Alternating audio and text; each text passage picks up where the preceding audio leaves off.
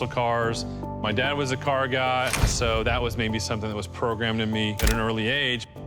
And my first race, I got 4th place. I averaged 164 miles an hour for a 90-mile race. And I'm thinking, you know what, I like this racing thing, but in order for me to keep doing it, I need to find out if there's somebody out there that has a car like mine that might want to modify it, and then I can make some money to start our business. Make fast cars go faster.